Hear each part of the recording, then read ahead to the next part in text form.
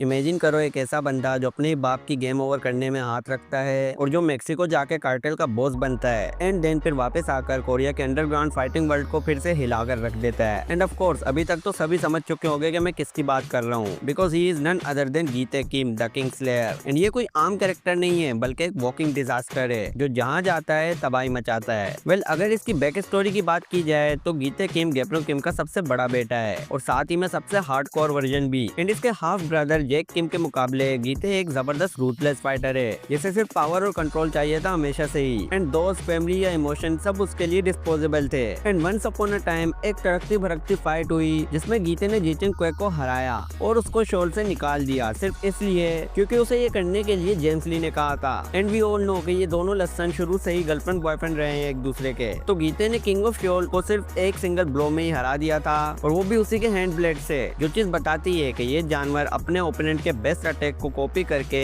उसी के against execute करना बहुत पसंद करता है। और यही नहीं, अभी और सुनो, जब लोग पूछते हैं कि पावर का असली मतलब क्या है तो गीते का सिर्फ एक ही सेंटेंस होता है, पावर का मतलब जब मैं बोलूं चल भाग तो बंदा बिना कुछ पूछे भाग जाए, उसे कहते हैं पावर। एंड देन अचानक से एक दिन ये मॉन्स्टर मेक्सिको चला गया और जाने का रीजन भी बहुत अमेजिंग था, बिकॉज लोंडे को कोरिया के फाइट सीन्स में मजा नहीं आ रहा था और इसे नया एम्पायर बिल्ड करना था। एंड दैट्स व्हाई उसने एक पूरा ड्रग कार्टेल का कंट्रोल अपने हाथ में ले लिया। एंड वहाँ भी घुसने वाले बंदे जिंदा नहीं बचते थे। एंड चलो अब बात करते हैं उस टॉपिक की जो लुकिज्म का सबसे सेंटर पॉइंट है, जिसकी शुरुआत एक लेजेंड से हुई थी। जी हाँ, अब प्री जनरेशन के लेजेंड की बात कर लेते हैं। तो वेल गेप्रो किम कोरिया का सबसे बड़ा फाइटर था, मगर गीते ने उसका गेम ओवर करने का प्लान बनाया। उसने जेम्स ली और चार्ल्स सोई के साथ मिलके अपने बाप को हटवा दिया रास्ते से। एंड ये चीज बताती है कि ये बंदा इमोशनलेस है, जिसे सिर्फ अपने से मतलब है और इसका फंडा एक ही है, आग लगे बस्ती में गीते अपनी मस्ती में। And after a long time जब हंट फॉर गन पार्क वाली आर्क एंड हुई तब गीते कोरिया वापस आया।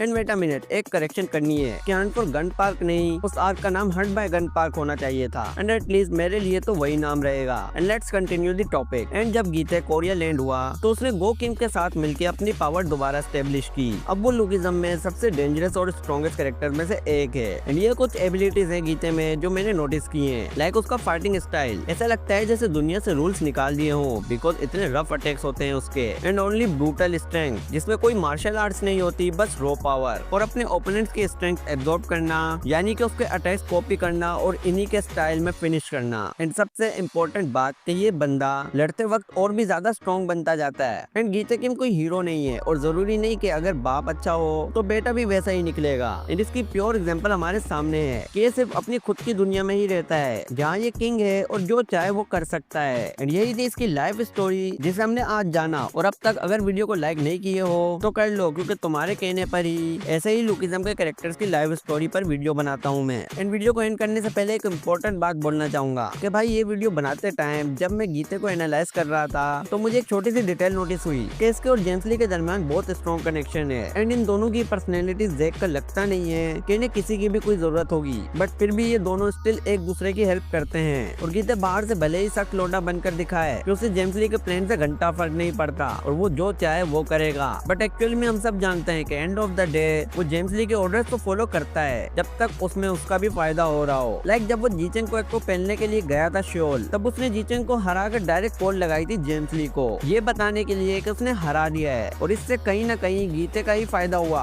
बिकॉज वो किंग बन गया श्योल का। बट वी ऑल नो कि ये इतना हरामी है कि इसे सच्ची में कोई फर्क नहीं पड़ता किंग बनने से, ये तो बस मजे मजे में ही बन गया किंग। एंड लेटर श्योल को उसी के हाल पर छोड़कर मेक्सिको निकल गया और इसीलिए तो आज तक एलाइट और सेकंड जनरेशन वालों को कभी पता ही नहीं चला कि किंग ऑफ श्योल आखिर कौन है। एंड इसीलिए इस डिटेल से मुझे ऐसा लगता है कि आने वाली आर्क्स में हमें जेम्स ली और गीते की बैक स्टोरी और इनकी बॉन्डिंग देखने को मिल सकती है कि आखिर क्या रीजन है कि ये दोनों इतने क्लोज हैं और शुरू से ही एक दूसरे की लिमिट्स को पुश करते हुए आए हैं। लाइक जब सोंगी यूक ने जेम्स ली को रियलिटी चेक दे दिया था तो जेम्स ली ने गीते के साथ ट्रेनिंग की थी। और ये ख्याल तो आपको भी आया होगा कि गीते जैसा बंदा जो लिटरली अपने बाप की नहीं सुनता वो आखिर जेम्स ली की बात कैसे मान लेता है। एंड ऑल्सो गीते के साथ जेम्स ली की ट्रेनिंग कितनी इंटेंस हुई होगी ये तो हम फैंस सोच भी नहीं सकते। तो खैर वो वक्त भी ज्यादा दूर नहीं है जब हमें इनकी बैक स्टोरी भी देखने को मिलेगी। एंड ये तो मैं ऑलरेडी आपको अपनी कई सारी वीडियोस में बता चुका हूँ कि मुझे ऐसा लगता है कि गीते के पास भी सिस्टम है। एंड अगर गीते के पास ना भी हो तो ऐसा भी हो सकता है कि जेम्स ली के पास हो, क्योंकि कुछ तो डिफरेंट है इनमें। एंड एक पल के लिए हम जेम्स ली को हारते हुए इमेजिन कर भी सकते हैं, बट गीते को कभी नहीं, क्योंकि जेम्स को हमने देखा था कि वो